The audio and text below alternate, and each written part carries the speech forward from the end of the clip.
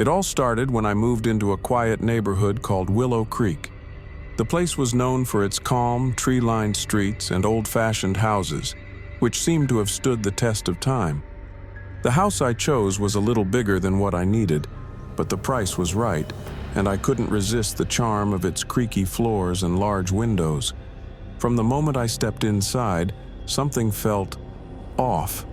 At first, I brushed it off as the typical unease of moving into a new place, but the feeling lingered.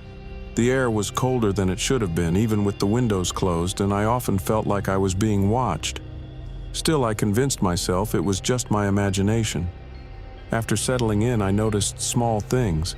A door would be slightly ajar when I knew I had closed it, or I'd hear faint footsteps in the hallway at night. Again, I rationalized it. Maybe it was just the house settling or the wind. But deep down, I knew something wasn't right. One night, about 2 weeks after moving in, I stayed up late watching TV. It was quiet, except for the low hum of the refrigerator in the kitchen. That's when I saw it, a shadow out of the corner of my eye moving swiftly across the wall. I froze. It wasn't the shadow of a tree or anything outside. It was inside the house, and it moved with purpose. I turned my head, trying to catch a glimpse of what caused it, but there was nothing. My heart raced as I sat in silence, staring at the empty hallway. I thought about getting up, but fear kept me glued to the couch. After what felt like hours, I finally mustered the courage to go to bed, hoping sleep would take away the fear. That night I dreamt of the shadow. It loomed over me, its presence cold and heavy, whispering things I couldn't understand. When I woke up, the room was freezing and the air felt thick. I could swear something was watching me from the corner of the room. The next few days passed uneventfully, but I couldn't shake the feeling that something was lurking in the house. Then the voices started. At first, it was just a faint whisper, like someone was talking just outside my door. I thought it was the neighbors, but then I heard it again, clearer this time, inside my house. It was always late at night when the whispers would start, soft at first but growing louder. I couldn't make out what they were saying, but the tone was cold, almost menacing. I'd lie awake, too scared to move, listening to the eerie voices that seemed to come from nowhere. One night, the whispers were louder than usual, and I finally snapped. I jumped out of bed and yelled, "Who's there?" The house fell silent, and for a moment I thought I was alone again. But then from the darkness, I heard a low, guttural laugh. After the night of the laugh, I became obsessed with finding out what was happening. I researched the house, but there was nothing unusual, no reports of hauntings or deaths. It was just an old house in a quiet neighborhood, but I knew better. Something was here, and it was getting stronger. One evening, as I was brushing my teeth, I noticed something strange in the bathroom mirror. At first, it looked like a smudge, but when I leaned closer, I saw it clearly. There was a face, a pale, gaunt face staring back at me from the reflection. It wasn't my face. I stumbled backward, my heart pounding in my chest. When I looked again, the face was gone, replaced by my own terrified reflection. I stood there trembling, wondering if I was losing my mind. But deep down, I knew the truth. The house was haunted, and whatever was inside wasn't going to leave me alone. The final night in that house was the worst. It started like any other, cold air, whispers in the dark, and the constant feeling of being watched. But this time, it escalated. Doors slammed shut on their own, and objects flew off the shelves. The voices were louder than ever, and the shadowy figure appeared again, standing at the foot of my bed. I couldn't move, frozen with fear as the figure slowly approached. Its eyes were hollow, and its mouth twisted into a sinister grin. It whispered something, words I couldn't understand but filled me with dread. As it reached out, I finally broke free from my paralysis and ran. I didn't stop until I was out of the house, gasping for air on the street. I never went back. The next day, I called a moving company and packed up my things. I didn't care about the money I lost or the questions people asked. All I knew was that I had to get out. Whatever was in that house wanted me, and I wasn't sticking around to find out why. A few years ago, I went on a camping trip with some friends. We were all looking for a break from the city, so we headed to a place known as Whispering Woods. It was deep in the forest, miles away from the nearest town, perfect for a weekend getaway. The woods were beautiful, with tall trees, clear streams, and a sense of calm that we hadn't felt in ages. We set up our tents, made a fire, and spent the day hiking. Everything seemed normal, just a peaceful escape into nature. As the sun began to set, the forest grew quiet, too quiet. The usual sounds of birds and rustling leaves stopped, and there was this strange tension in the air. One of my friends, Mark, joked that the woods were holding their breath, but I couldn't shake the feeling that something was watching us from the trees. That night, as we sat around the campfire, we started hearing it. At first it was soft, barely noticeable over the crackling fire, but soon it became clear. It was a whisper, almost like the wind, but with a human voice. None of us could make out what it was saying, but we all heard it. It circled around us, moving from tree to tree, always just out of sight. Despite the eerie whispers, we tried to shake it off and enjoy the night. But as the hours went by, things got stranger. The air grew colder, and the fire, which had been burning brightly, started to flicker unnaturally. Mark decided to check on the firewood, so he grabbed a flashlight and headed toward the pile we had collected earlier. Minutes passed, and Mark didn't come back. We called his name, but there was no response. The woods had grown eerily silent again, the whispering gone but replaced by an uncomfortable stillness. I grabbed my flashlight and went after him, my heart pounding in my chest. As I walked deeper into the darkness, I noticed something chilling. The light from my flashlight began to dim, even though I had just replaced the batteries earlier that day. I called out to Mark again, and that's when I saw it. His flashlight was lying on the ground, still on but flickering weakly. There was no sign of him, just the pale beam of light pointing into the woods, disappearing into the trees. I felt a wave of panic wash over me as I backed away, not daring to go any further into the dark. I ran back to the camp and told the others what I had found. We all grabbed our flashlights and headed back to where I had found Mark's light, but he was still nowhere to be seen. We shouted his name into the night, but all we heard was the faint echo of our voices in the woods. As we stood there, the whispers returned. This time they were louder, more insistent, and they seemed to be coming from all around us. We huddled together, our flashlights barely piercing the thick darkness. The voices sounded like they were saying something, but it was in a language none of us could understand. It was low, almost like chanting, and it made the hairs on the back of my neck stand up. Suddenly, we heard a loud crash from deeper in the woods, followed by what sounded like footsteps running toward us. Without thinking, we bolted back to the campsite, hearts racing, not daring to look back. Whatever was out there, it didn't want us in its woods. We spent the rest of the night inside our tents, too afraid to move or make a sound. The whispering continued, circling our campsite, but it never came too close. We stayed awake, listening to the strange voices and praying for daylight. Just as the first light of dawn began to filter through the trees, we heard someone approaching the campsite. It was Mark. He looked pale, his clothes dirty and torn, and his eyes had a distant, haunted look. He didn't say anything, just collapsed by the fire pit. We rushed to his side, asking him where he had been, but all he could mutter was, "The voices. They wouldn't let me leave." He wouldn't talk about what happened after that, no matter how much we pressed him. All he would say was that something in the woods had called to him, leading him deeper and deeper until he was lost. He said he could hear us calling him, but he couldn't find his way back. The voices had surrounded him, whispering strange things in his ear, keeping him trapped in the dark until dawn. After that night, we didn't waste any time. We packed up our gear and left Whispering Woods as fast as we could. The drive back to the city was silent, everyone too shaken to speak.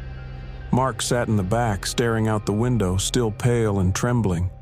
I kept glancing at the rearview mirror, half expecting to see something following us from the trees, but we made it back without incident. We tried to move on, but something about that night stayed with us. I stopped camping altogether, and the others avoided talking about it, pretending like it never happened. But Mark was never the same. He became withdrawn, paranoid, always looking over his shoulder like he was expecting the whispers to return. One night, about a year later, I got a call from his sister. Mark had disappeared. He left a note on his kitchen table, written in shaky handwriting. It said, "They're calling me back." They never found him. A few years ago, I moved into a new apartment. It was in an old building downtown, one of those places that had probably been standing for over a century. The rent was cheap, the location was perfect, and though the place had its quirks, creaky floors, dim lighting in the hallway, I didn't mind. It felt like it had character. The first few nights went by without a hitch. I unpacked, settled into my routine, and enjoyed the quietness of the building. My neighbors were friendly and everything seemed perfectly normal. That is, until I found the room. I didn't notice it at first. In fact, I had lived there for almost a month before I stumbled upon it by accident. One night, I was looking for a place to store some extra boxes. I had already filled the closet, so I decided to check the small space behind the kitchen. That's when I saw the door. It was hidden behind a curtain, almost like someone had tried to cover it up. It wasn't big, just a small wooden door with a rusty doorknob. I don't know how I hadn't noticed it before. I figured it must lead to some kind of storage space, so without thinking much of it, I opened the door. Behind the door was something I didn't expect. Instead of a small closet or pantry, there was a long, narrow hallway. It stretched out into the darkness, far longer than it should have been. I lived on the 3rd floor, and by all logic, this hallway couldn't exist. There wasn't enough space between my apartment and the next for something like this. But there it was, dark and cold, with walls that seemed to close in the farther you walked. I grabbed my phone for light and stepped inside, curious but uneasy. As I walked down the hall, I noticed something strange. There were no doors, no windows, no signs of any kind. Just a long, empty passage that seemed to go on forever. After what felt like several minutes, I stopped. The air was thick and I could feel a cold breeze coming from somewhere ahead. That's when I heard it. Faint footsteps echoing down the hall, but they weren't mine. They were coming toward me. I turned around and hurried back to the apartment, my heart pounding in my chest. The footsteps grew louder, matching my own as I rushed toward the door. By the time I slammed it shut behind me, I was sweating and out of breath. I leaned against the door, listening for any sign that the footsteps had followed me, but there was nothing, just the eerie silence of my apartment. I told myself it was just my imagination. Maybe the building had strange acoustics, or maybe I had spooked myself by going into a place that didn't feel right. For the next few days, I avoided the hallway.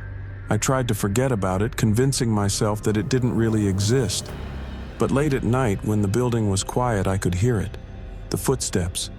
They would start slow and faint, but each night they grew louder, like something or someone was pacing just beyond the door. One night I couldn't take it anymore. I had to know what was happening. I grabbed a flashlight and opened the door again, stepping into the hallway. This time I wasn't alone. At the far end of the hall, barely visible in the dim light, was a figure. It stood motionless, shrouded in darkness, its face hidden by shadows. My breath caught in my throat as I stood frozen, staring at it. It wasn't moving, but I could feel its presence, a cold, oppressive force that seemed to make the walls around me shrink. The figure was tall, unnaturally so, and its limbs were long and thin, almost skeletal. I should have turned and run, but something held me there, as if the figure was silently commanding me to stay. Slowly, its head tilted to the side as if it was studying me. Then, without warning, it started to move, slowly at first, but with each step it grew faster. The sound of its footsteps echoed loudly in the narrow hallway, growing louder and louder until they were deafening. I snapped out of my paralysis and bolted back to the door. My heart pounded as I raced through the darkness, the figure's footsteps thundering behind me. Just as I reached the door and slammed it shut, I heard it, a low, rasping breath right on the other side. I stood there trembling as the doorknob rattled violently, but it didn't open. For the next few days, I tried to avoid the hallway at all costs. I kept the door locked and pushed a piece of furniture in front of it, hoping that would be enough to keep whatever was in there at bay. But it wasn't. It started with knocking. Late at night, I'd hear a soft, persistent knock coming from the hidden door. It was slow at first, like someone gently tapping. but then it would get louder, more forceful. Sometimes it would go on for hours, driving me to the edge of madness. I'd lie awake in bed, clutching my blankets, trying to drown out the sound, but it was relentless. I thought about telling someone, maybe the building manager or a neighbor, but how could I explain it? No one would believe that there was a hallway in my apartment that didn't belong, or that something was knocking on the other side of a door that shouldn't exist. One night, after hours of knocking, I had enough. I grabbed a chair, placed it in front of the door, and sat there, waiting. I wanted to see it again, to face whatever was on the other side. As I sat in the darkness, the knocking stopped, replaced by a long, eerie silence. I stared at the door, my heart racing, waiting for something to happen. That's when I heard it. A whisper, soft and raspy, coming from the other side of the door. "Let me in," it said. "Please, let me in." I didn't sleep that night. I couldn't. The voice kept whispering, begging me to open the door, growing more desperate with each passing hour. "I'm cold," it would say. "I'm lost. Let me in." By morning, I had made my decision. I packed up my things, called a moving company, and left the apartment without a word. I didn't care about losing the deposit or explaining to anyone why I was leaving. I just had to get out. As the movers loaded the last of my boxes into the truck, I couldn't help but glance back at the building. From the street, it looked perfectly normal, just another old, run-down apartment. But I knew better. I knew that somewhere inside, behind that hidden door, the hallway still existed, stretching into the dark, with something waiting at the other end. Even now, I sometimes dream about it. I dream about the knocking, the whispers, and the figure standing in the darkness, watching me. I wake up in a cold sweat, half expecting to find that door in my new place, but it's never there. At least, not yet. It was supposed to be a quick stop, just a place to rest for the night. I had been driving for hours on a long road trip, exhausted and needing sleep. I pulled into a small town and found the Greenwood Motel, a rundown place just off the highway. It didn't look like much, but at that point I didn't care. All I wanted was a bed. The motel was nearly empty, and the woman at the front desk seemed surprised to see me. She handed me the key to room 12, giving me a strange look before I headed to my room. The building had an eerie vibe, dim lights flickering in the hall, peeling wallpaper, and a strange, musty smell. But I was too tired to care. As I entered room 12, I noticed the room looked old, like it hadn't been updated in decades.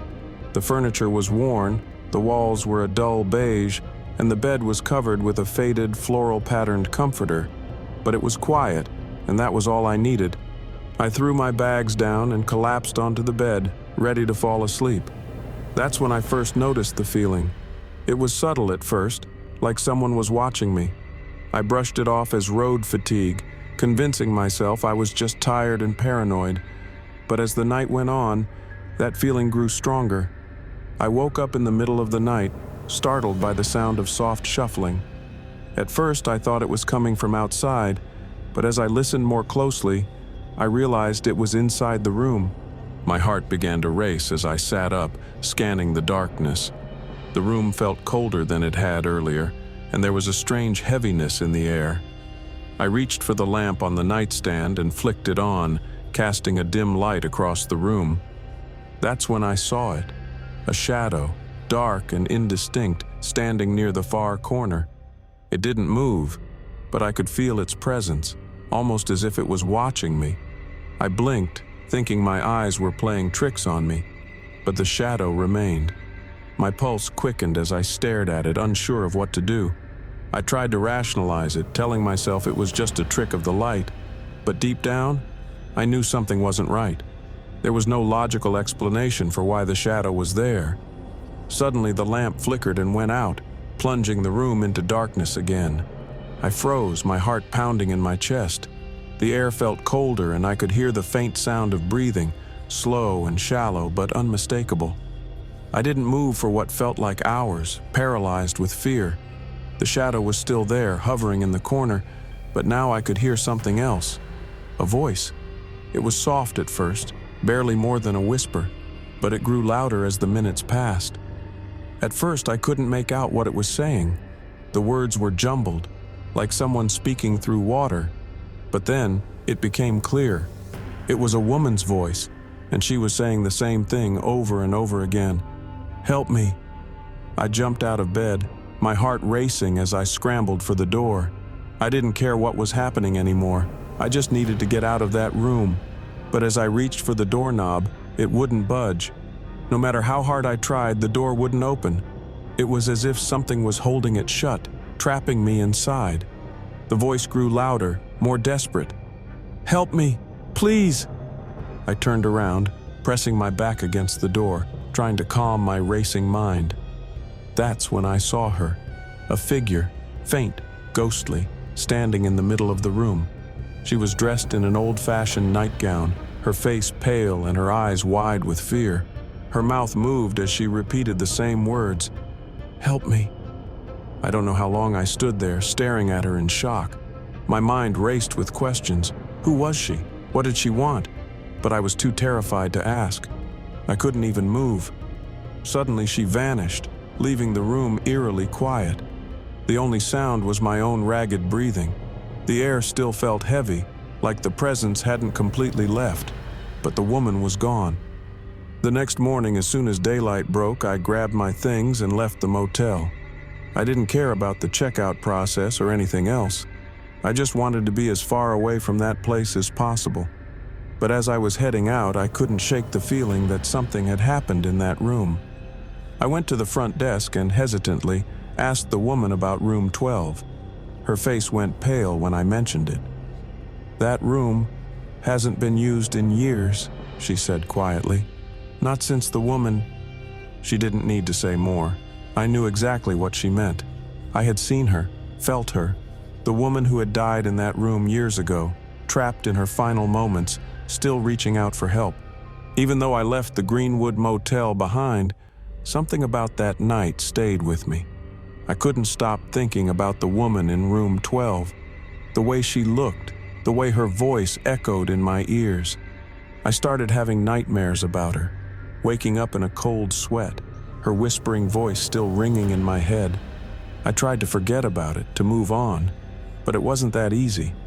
Every so often I'd catch a glimpse of a shadow in the corner of my eye, or hear a faint whisper in the quiet of the night. It wasn't until I spoke with someone who knew about the motel that I learned the full story. The woman in room 12 had been a guest, just like me. She had checked in alone, and a few days later the staff found her dead. No one knew exactly what happened. Some said it was an accident. Others whispered about something darker. But one thing was clear. Whatever took her that night hadn't let her go. Now, I wonder if I'll ever be free from that room.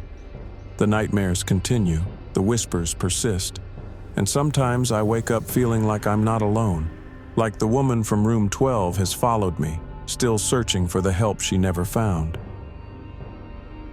It all started on a cold autumn night, the kind where the wind howls outside and makes the house feel even more isolated. I had recently moved into an old house in a small town, excited about the charm and history it held. The place had character, creaky wooden floors, large windows, and a cozy attic space that I planned to use for storage. For the first few weeks, everything was normal. I got used to the sounds of the house, the wind rattling the windows, the groans of the wooden beams. But one night I heard something that didn't belong. It was late, around midnight, when I was in bed reading. At first I thought it was just my imagination, but as I listened more closely, I realized the sound was real. Faint, almost imperceptible at first, but definitely there. It was the sound of a baby crying. Confused, I put the book down and sat up. The crying was coming from above, directly from the attic. My heart started pounding as I strained to listen. It was soft but steady, as if a baby was up there alone, crying in the dark. I didn't have any children, and there was no reason anyone else would be in the house. The idea of something or someone being in my attic terrified me. I grabbed a flashlight and made my way to the stairs leading up to the attic, every step making the crying sound louder. As I climbed the steps, the air grew colder, and a strange uneasiness settled over me. When I reached the attic door, I hesitated. The crying had stopped the moment I got close, leaving only an eerie silence. I took a deep breath and pushed the door open, shining my flashlight into the dark space. The attic was empty. Boxes were scattered around, covered in dust, and cobwebs hung from the rafters. But there was no sign of a baby, no crib, no toys, nothing. I walked slowly around the room, checking every corner, but there was nothing unusual, just the silence of an old, empty attic. I felt foolish for even thinking that something could have been up there. Maybe it had been a trick of the wind, or maybe I had been half asleep and imagined the sound. Either way, there was no baby in the attic and no reason to worry, or so I thought. I went back downstairs, convinced it was just my mind playing tricks on me. But as soon as I got back to bed and closed my eyes, the crying started again. This time it was louder. I lay there, frozen in bed, listening to the crying that echoed through the house. It was no longer a distant sound.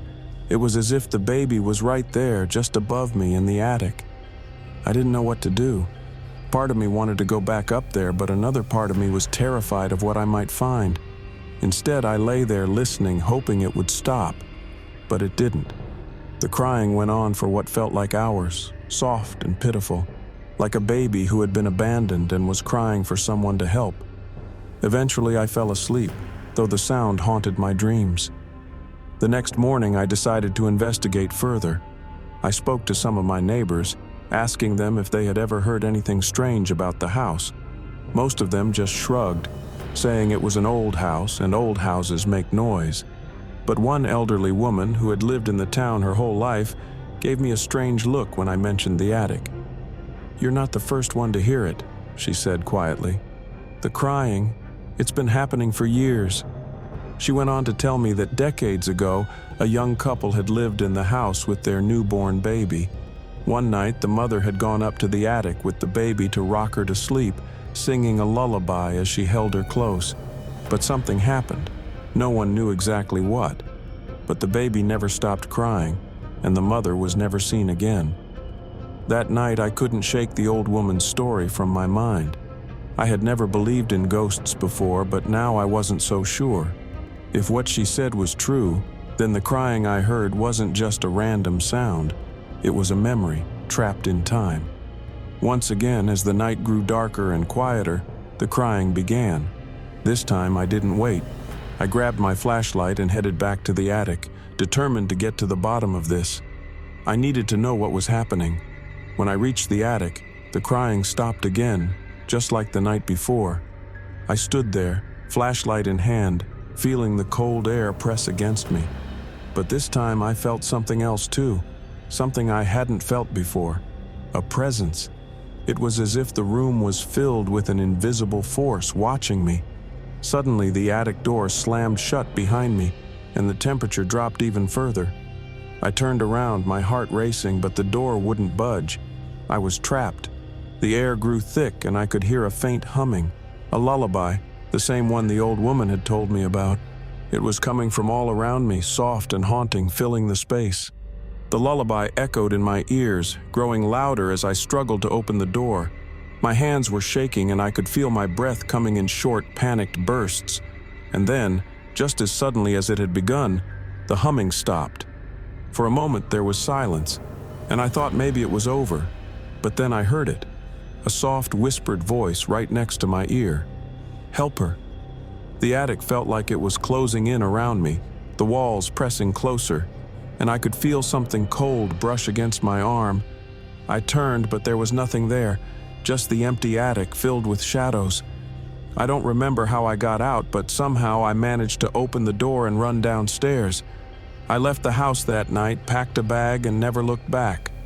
I later found out that after the mother had disappeared, the baby had been found, still crying in the attic. She was cold and alone, and no one ever figured out what happened to her mother. Some say the baby's cries still echo through the attic, waiting for someone to come and help. And others say the mother's spirit is still there, searching for the child she lost. Even now, I can't forget that night. Sometimes when the wind howls outside, I can still hear the faint sound of a baby crying, as if the attic is calling me back. I've always been a fan of antique shops. fascinated by the history behind the items they hold. So when I stumbled upon an old rundown shop on the edge of town one weekend, I couldn't resist going in. The place was cluttered, with dusty shelves packed with old books, furniture, and knickknacks. But it was a large, ornate mirror in the back of the store that caught my eye. The mirror was tall, nearly as tall as me, with a wooden frame intricately carved with patterns I couldn't quite place. The glass was slightly cloudy, as if it hadn't been cleaned in years, but it had a certain charm to it. The shopkeeper, an elderly man with a weary smile, told me it was a special piece. When I asked him what he meant, he simply said, "You'll see." I should have known better. The way he said it sent a chill down my spine, but I brushed it off. I bought the mirror for a good price and brought it home, eager to find the perfect spot for it. Little did I know that mirror would soon become the center of a terrifying experience. I set the mirror up in my bedroom, hanging it on the wall across from my bed. It fit perfectly with the room's decor, and I liked the way it added a sense of depth to the space. For the first few days, everything seemed fine. I didn't notice anything unusual, though I often found myself drawn to the mirror, staring into it longer than I intended. Then, one night, I saw something that made my blood run cold. I had just turned off the lights and was getting ready to sleep when I glanced at the mirror. In the dim light, I saw a figure standing behind me. It was a woman, her face pale and her eyes wide with fear. She stood perfectly still, her long hair hanging over her shoulders, staring back at me through the glass. I spun around, my heart pounding, but there was no one there. The room was empty, just me and the mirror. I stared at the reflection again, but now there was nothing. The woman was gone, as if she had never been there at all. I told myself it was a trick of the light, maybe a shadow from outside or my mind playing tricks on me. But deep down, I knew something was wrong. The sightings became more frequent over the next few days. Sometimes I'd see the woman out of the corner of my eye, just for a second, standing behind me in the mirror. Other times I'd hear strange sounds, soft whispers like someone was trying to speak but couldn't quite form the words. One night I decided to take a closer look at the mirror. I inspected the frame, running my fingers over the carvings, and noticed something I hadn't seen before. Hidden among the designs were tiny symbols, almost like runes, etched into the wood. I had no idea what they meant, but they gave the mirror an even more eerie vibe. Determined to understand what was happening, I did some research on the mirror. I looked into the history of antique mirrors, searching for anything that could explain the strange sightings.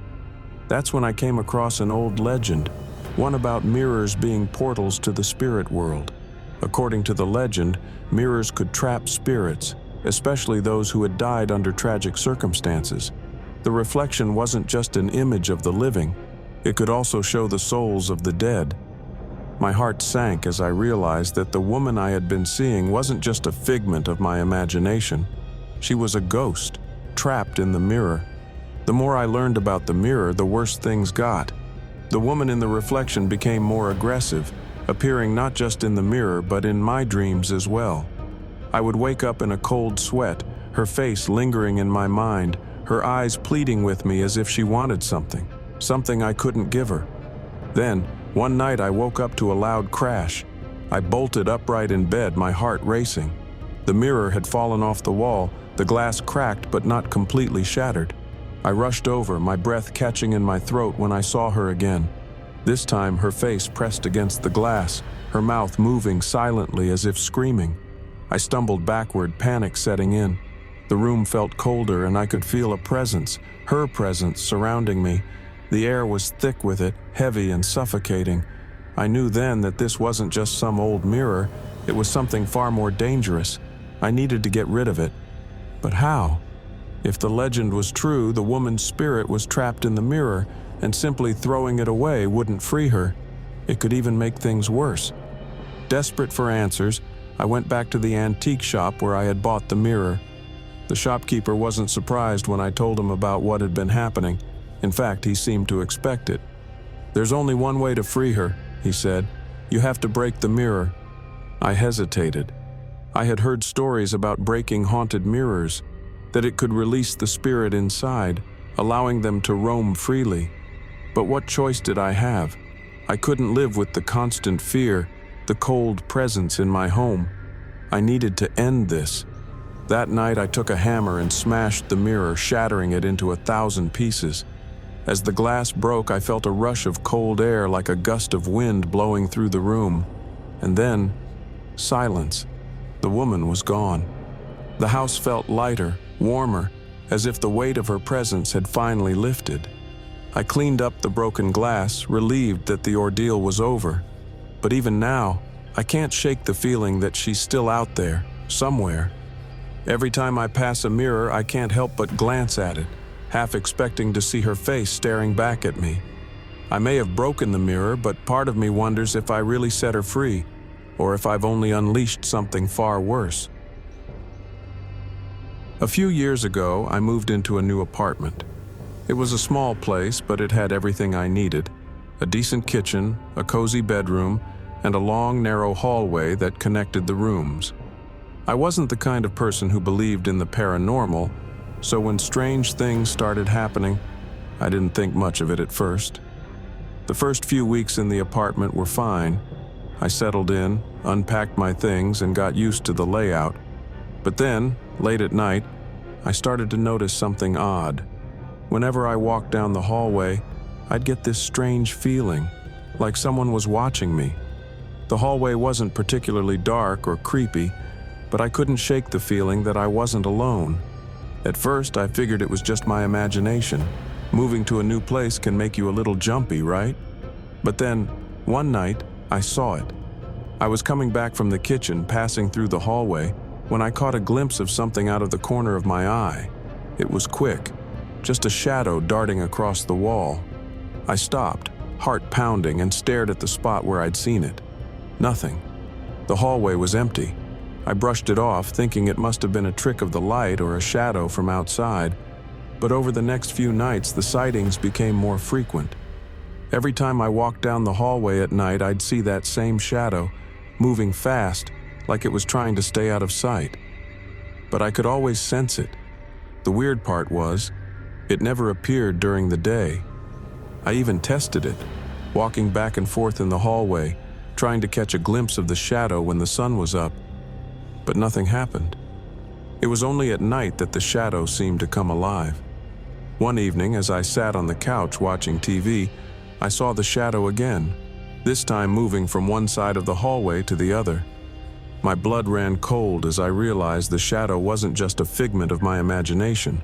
It was real, and it was inside my apartment. I tried to stay calm, but the fear gnawed at me. I'd always been a rational person, but there was no explanation for what I was seeing. The shadow was there, and I had no idea what it was or what it wanted. Things escalated quickly after that. The shadow became more aggressive, appearing more often and in different parts of the apartment. I would catch glimpses of it in the reflection of the bathroom mirror, or see it moving past the door while I was in bed. One night, as I was heading to the kitchen for a glass of water, I saw the shadow again, standing still in the middle of the hallway. This time it didn't move. It just stood there, as if it was waiting for me. I froze, my hand gripping the doorframe, my breath shallow and quick. The shadow wasn't just a fleeting figure anymore. It had form, a tall, dark shape with no distinguishable features, just a vague outline of a person. I wanted to scream, but my voice caught in my throat. I blinked, and in that split second, the shadow was gone.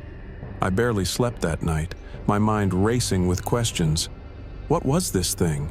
Was it a ghost, a spirit, or something else entirely? I had no answers, only the growing fear that whatever it wasn't going to leave me alone. Over the next few weeks, the shadow's presence grew stronger. It no longer stayed confined to the hallway. I would see it in the living room, standing in the corner, or in the bedroom, hovering near the window. Sometimes I'd wake up in the middle of the night and feel like something was watching me, standing at the foot of my bed. The air in the apartment felt heavy, oppressive, like something dark had settled over the place. I tried to ignore it, but the tension was unbearable. Every night I dreaded seeing the shadow again, but no matter what I did, it kept appearing. I started researching paranormal activity, desperate for some kind of explanation. I found stories about shadow people, entities that are often seen out of the corner of your eye, dark figures that feed off fear and negative energy. The more I read, the more I realized that I might be dealing with something far more dangerous than I had imagined. I tried everything, smudging the apartment with sage, saying prayers, even talking to a paranormal expert online.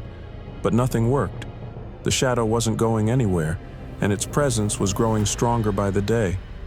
I reached my breaking point one night when the shadow appeared again, this time closer than ever before. I had just gotten into bed when I saw it, standing in the doorway, blocking the only exit.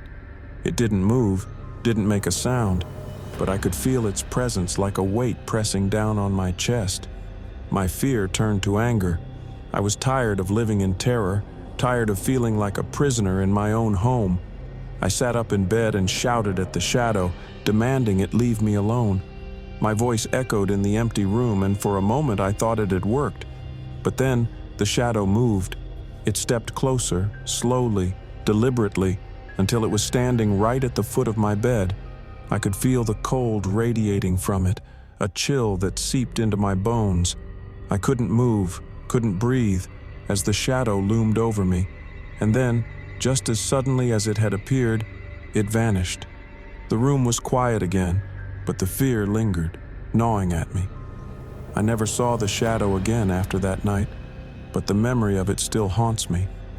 I moved out of the apartment shortly after, unable to shake the feeling that the shadow had followed me home for a reason. To this day, I don't know what it was or why it targeted me, but I'll never forget the feeling of its cold, dark presence in that hallway.